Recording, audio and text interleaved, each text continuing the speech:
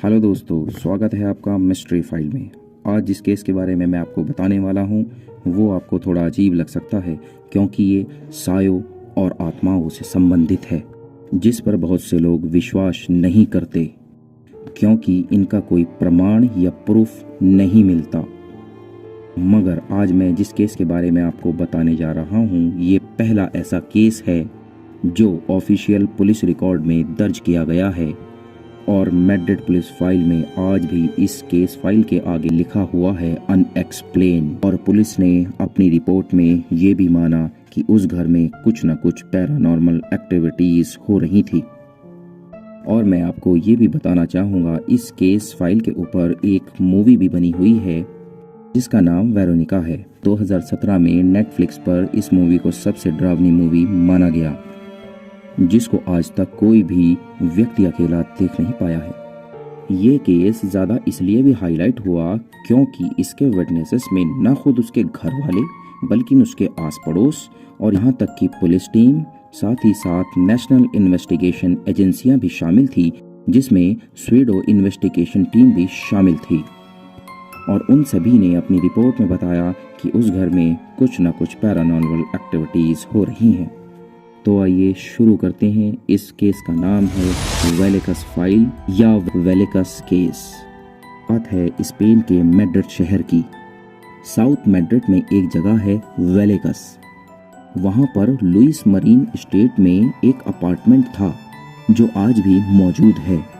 इस अपार्टमेंट के portal number 8 में एक परिवार रहा करता था, जिसमें कंसेप्शन गुटरेज और मैक्सिमा गुटरेज अपने 3 बच्चों के साथ रहते थे, जिसमें स्टेफनिया लोजारो और उसका एक भाई और एक छोटी बहन थी, जिसमें मेन कैरेक्टर स्टेफनिया है। स्टेफनिया का जन्म 1973 में हुआ और 1973 से लेकर 1990 तक कोई भी किसी भी तरह की कोई घटना नहीं घटित हुई।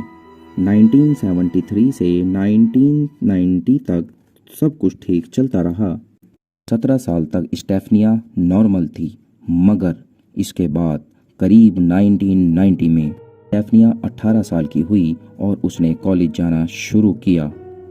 और एक दिन 1990 में अचानक इसका बिहेवियर चेंज होने लगा, जिसमें ये रात को अजीब अजीब सी आवाज़ें निकालती और सामान इधर से उधर पटकती और अपने नाखूनों से दीवारों को खुरचती थी। क्योंकि इनका घर वुडन का बना हुआ था तो दीवारों पर नाखूनों के खुरचने के निशान पड़ जाते थे। और अचानक एक रात को उसने अपने भाई मैक्सी पर ही हमला कर दिया। तो ये सब देखकर उसके घर वाले बहुत परेशान हो गए और उन्होंने स्टेफनी से बात की कि तुम ऐसा क्यों कर रही हो। स्टेफनिया ने बताया, मुझे नहीं पता मैं ऐसा क्यों और कब करती हूँ, मगर मुझे रात को मेरे कमरे में बहुत लंबे लंबे काले साए दिखाई देते हैं जिनके सिर नहीं हैं, और जैसे ही ये मुझे दिखना शुरू होते हैं तो उसके बाद मुझे कुछ नहीं पता रहता कि मैं क्या कर रही हूँ और क्या नहीं। इसी के साथ साथ रोज़ बरोज़ स्टेफनिया की हेल्थ कमज़ोर होती जा रही थी। और जब एक दिन स्टेफनिया अपने कॉलेज गई हुई थी तो उसके माता पिता ने सोचा कि क्यों ना इसका कमरा चेक कर लिया जाए। उन्होंने उसका कमरा चेक किया तो उन्हें वहाँ से कुछ तंत्र मंत्र की किताबें मिली, जिसमें आत्माओं को बुलाने और उनसे बात करने की विद्या के बारे में बताया गया था। स्टेफनिया के पेरेंट ने ये सोचा कि इन किताबों की वजह से ही उसके दिमाग पे कुछ ये असर हो रहा है। उन्होंने वहाँ से वो सारी किताबें हटा दी और उन्होंने सोचा कि अब हमारी बेटी नॉर्मल हो जाएगी। लेकिन जैसा उन्होंने सोचा था ऐसा कुछ नहीं हुआ। उनकी बेटी की तबीयत दिन ब दिन और ज़्यादा बिगड़ती जा रही थी। यही सब बातें, दीवारों को खरोचना, चिल्लाना, अजीब अजीब सी आवाज़ों का निकालना, वो सब बातें सभी इसी तरह जारी रहीं। इन सब बातों को देखते हुए स्टेफनिया के पेरेंट्स ने उसको चर्च के एक फादर को भी दिखाया, मगर उसका भी कोई फ़ायदा नहीं हुआ। उसका बिहेवियर वैसे के वैसे ही रहा। ये लोग परेशान होकर मेडिकल हेल्प लेने की सोच रहे थे और अब ये एक डॉक्टर के पास गए। डॉक्टर को सारी बात बताई। डॉक्टर ने स्टेफनिया के कुछ टेस्ट किए, मगर आश्चर्य की बात यह है कि रिपोर्ट सारी नॉर्मल आई। वो मेंटली और फिजिकली दोनों तरह से नॉर्मल थी। पर स्टेफनिया की हेल्थ रोज़ बरोज़ दिन ब दिन बहुत ज़्यादा वीक होती जा रही थी। स्टेफनिया की हेल्थ देखते हुए स्टेफनिया के पेरेंट्स ने उसे 14 जुलाई 1990 को वेलेकस की एक हॉस्पिटल में एडमिट करवा दिया। डॉक्टर्स की भी समझ में नहीं आ रहा था कि सारी रिपोर्ट नॉर्मल होने के बावजूद भी स्टेफनिया की हालत इतनी कमज़ोर कैसे होती जा रही है। और अचानक 3 या 4 दिन बाद लगभग 17 या 18 जुलाई को 3 से 4 बजे के बीच उसकी अचानक मौत हो जाती है। इस समय यहाँ पर 2 डॉक्टर मौजूद थे, पेड्रो कमीजा और जॉर्जियो ओरवा। इन दोनों का कहना था कि स्टेफनिया को कोई भी बीमारी नहीं थी जिससे उसकी मौत हो सके। इन दोनों डॉक्टरों ने उसके इंटरनल ऑर्गन्स को टेस्ट किया, मगर उनमें कोई भी उन्हें बीमारी का पता नहीं चला। के बाद उसको पोस्टमार्टम के लिए ले जाया गया और पोस्टमार्टम की रिपोर्ट चौंका देने वाली आई, जिसमें की मौत की वजह स्पेक्सिया को बताया गया। स्पेक्सिया का मतलब अचानक से दम घुटना होता है, जिस कारण उसकी मौत हुई। डॉक्टर्स और उसके घर वालों के लिए यह चौंका देने वाली बात थी कि रिपोर्ट में कुछ नहीं आ रहा और उसकी मौत दम घुटने से हो जाती है। स्टेफनिया का पूरा परिवार सदमे में था, क्योंकि एक उनकी जवान लड़की उन्हें छोड़कर जा चुकी थी। उसको दफनाने के बाद उसके पेरेंट्स ने उसके रूम में उसकी सभी चीज़ों को वहीं पर लॉक कर दिया। मगर कहानी यहाँ ख़त्म नहीं होने वाली थी। कुछ दिनों तक तो सब नॉर्मल था, पर जैसा उसके पेरेंट्स ने सोचा था कि स्टेफनिया के साथ ही वो सब चीज़ें ख़त्म हो जाएंगी, ऐसा नहीं हुआ। अब हालात पहले से भी ज़्यादा बदतर होने लगे। स्टेफनिया के रूम के अंदर से अजीब अजीब चिल्लाने की आवाज़ें आने लगीं। उसी तरह दीवारों को नाखूनों से खरोचना और रोने की आवाज़ें, वो सभी उसी तरह आ रही थी।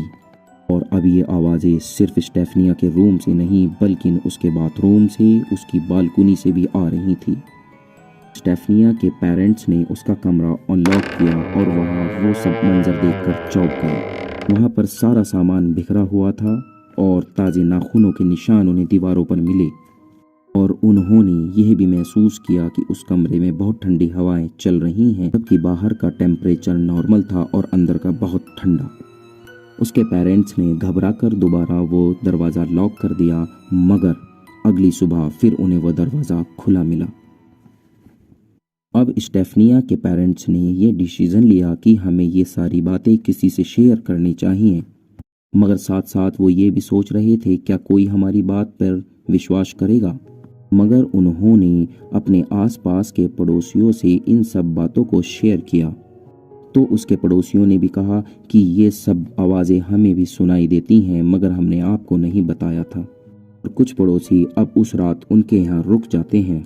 और अब घर वालों के साथ साथ पड़ोसियों ने भी वो सारी आवाज़ें सुनी और ऐसा लग रहा था जैसे उस कमरे में कोई रह रहा हो, क्योंकि चीज़ों का एक जगह से दूसरी जगह मिलना, दीवार पर लगे फ़ोटो का नीचे गिरना, ऐसा लग रहा था जैसे ये सब कोई कर रहा हो। और इसी तरह काफ़ी दिनों तक ये सब चलता रहा। जब स्टेफनिया के स्कूल में इस बात का पता लगा, तो उसके स्कूल की 3 टीचर उसके पेरेंट्स से मिलने उसके घर आईं और उन्होंने उसके पेरेंट्स को कुछ बताया। स्टेफनिया के पेरेंट्स सब कुछ समझ चुके थे उनके साथ ये सब क्यों हो रहा है। स्टेफनिया की टीचर्स ने बताया कि स्टेफनिया की एक बेस्ट फ्रेंड थी और उस बेस्ट फ्रेंड का एक बॉयफ्रेंड था जिसकी बाइक एक्सीडेंट में मौत हो चुकी थी, जिससे स्टेफनिया की फ्रेंड बहुत उदास रहने लगी थी। एक दिन स्टेफनिया की टीचर ने देखा कि स्टेफनिया और उसकी बेस्ट फ्रेंड और 2 लड़कियां और स्कूल के पीछे एक चौकोर घेरे में बैठी हैं और बीच में कुछ लकड़ी का बॉक्स उन्होंने रखा हुआ है और उस पर एक कांच का गिलास रखा हुआ है, जिसकी तरफ स्टेफनिया इशारे करके बात कर रही है। यहाँ पर मैं आपको बता दूं, इस वुडन बॉक्स को ओइजा बॉक्स कहा जाता है और बताया जाता है कि इस वुडन बॉक्स की या ओइजा बॉक्स की मदद से आत्माओं या सायों को बुलाकर उनसे बात की जा सकती है। तो ये सब देखकर टीचर ने उन चारों लड़कियों को वहाँ से हटा दिया और उस बॉक्स को एक तरफ फेंक दिया। यहाँ पर टीचर का कहना है कि जब उसने उस वुडन बॉक्स को, ओइजा बॉक्स को फेंका, तो उस पर जो कांच का गिलास रखा हुआ था उसमें से उसे एक वाइट शैडो निकलता हुआ दिखाई दिया और ये शैडो स्टेफनिया के नाक और मुंह से उसकी बॉडी में एंटर हो गया। जब टीचर ने उन लड़कियों से पूछा कि तुम वहाँ क्या कर रही थी, तो उनमें से 2 लड़कियों ने बताया कि हमें स्टेफनिया ने कहा था कि वो आत्माओं से बात कर सकती है और उन्हें बुला सकती है और वह इस तरह की किताबें भी पढ़ती है। ये स्कूल की जो घटना हुई ये स्टेफनिया के मरने से 7 महीने पहले की थी। अब उसकी डेथ को 2 साल बीत जाते हैं। अब दोबारा उसके 1 नवंबर 1992 को उसका रूम खोलते हैं और अंदर जाते हैं और सामने स्टेफनिया का दीवार पर लगा फ़ोटो अचानक नीचे गिर जाता है। उसकी माँ उसके फ़ोटो को उठाकर ऊपर बेड पर रखती है मगर दोबारा वो खुद ब खुद नीचे गिर जाता है। अब स्टेफनिया के फादर उस फोटो को दोबारा नीचे से ऊपर उठाते हैं मगर वो फिर उनके हाथ से छूटकर नीचे गिर जाता है और नीचे गिरते ही उसके फोटो में सिर्फ उसके चेहरे पर आग लग जाती है। बाकी पूरा फ्रेम जूं का त्यों रहता है, उस पर कुछ नहीं होता, जैसे कि आप इस फोटो में देख सकते हैं, क्योंकि ये रियल फोटो है। और इस घटना को देखकर अब उसके पेरेंट्स बहुत ज़्यादा घबरा जाते हैं और उसके पेरेंट्स अब ये फैसला करते हैं कि हम सुबह को अपने दोनों बच्चों को लेकर यहाँ से चले जाएंगे। मगर उसी रात स्टेफनिया की माँ पर भी एक एबनॉर्मल हमला होता है और अब वे ये डिसाइड करते हैं कि हमें सुबह को पुलिस को इन्फॉर्म करना चाहिए। और वे सुबह को पुलिस को इन्फॉर्म करते हैं कि यहाँ पर हमारे घर में कुछ पैरानॉर्मल एक्टिविटीज़ हो रही हैं। जब पुलिस की टीम उनके घर पहुँचती है, इसमें इंस्पेक्टर जॉन्स मैगरी इस टीम को लीड कर रहे थे। पुलिस की टीम जब वहां पर पहुंचती है तो वो देखती है कि पूरा परिवार दोनों बच्चों के साथ बाहर खड़ा है और घर का सामान बिखरा हुआ है। और जब पुलिस घर के अंदर जाती है तो पुलिस ने खुद अपने आप वहां स्टेफनिया के रूम के अंदर आवाज़ों का आना सुनाई दिया और खुद ब खुद चीज़ों को नीचे गिरता हुआ देखा। और साथ ही साथ रूम की बालकनी और बाथरूम से भी रोने की आवाज़ें आ रही थी। पुलिस ने बालकनी और बाथरूम चेक किया तो वहाँ पर कोई भी नहीं था। स्टेफनिया के फादर ने पुलिस इंस्पेक्टर मैगरी को बताया उनका बेटा मैक्सी जिस रूम में सोता है उस रूम में 2 बेड हैं। हम रात को जिस बेड पर उसे सुलाते हैं सुबह को वह दूसरे बेड पर हमें पड़ा हुआ मिलता है और मैक्सी बहुत छोटा है, वह खुद से बेड पर नहीं चढ़ सकता। इंस्पेक्टर मैगरी ने उनकी बात पर विश्वास नहीं किया और रात को वहीं रुकने का फैसला किया। अब रात होती है और पुलिस के सामने ही स्टेफनिया का छोटा भाई दूसरे बेड पर उछलकर गिर जाता है। वही सब आवाज़ें दोबारा शुरू हो जाती हैं, जैसे चिल्लाना, चीखना, सामान का नीचे गिरना और दीवारों को खरोचने की आवाज़ें आने लगती हैं। ये घटना 26 नवंबर 1992 की रात की है। अब 27 नवंबर 1992 की सुबह को पुलिस एक रिपोर्ट तैयार करती है और उन सभी घटनाओं का जिक्र किया जाता है जो वहां पर घटित हो रही थी। और पुलिस रिपोर्ट में ये मान लिया जाता है कि वहां पर कुछ ना कुछ तो पैरानॉर्मल एक्टिविटीज़ हो रही थी, इसमें किसी भी आदमी का हाथ नहीं था। और इसी के साथ ये केस स्पेनिश मीडिया में बहुचर्चित हो जाता है और इसी के साथ अलग अलग नेशनल एजेंसियां इसकी जांच करना शुरू कर देती हैं, जिसमें स्वीडो इन्वेस्टिगेशन एजेंसी भी शामिल थी और उन्हें भी वहां पर कुछ नहीं पता चलता और वे अपनी रिपोर्ट्स में लिखते हैं कि यहाँ पर कुछ ना कुछ पैरानॉर्मल एक्टिविटीज़ हो रही थी। और इसी के साथ डिपार्टमेंट ऑफ मैड्रिड पुलिस स्टेफनिया के परिवार को वहाँ से शिफ्ट होने के लिए कह दिया था और अब स्टेफनिया का परिवार इस अपार्टमेंट से कहीं और चाहकर शिफ्ट हो जाता है।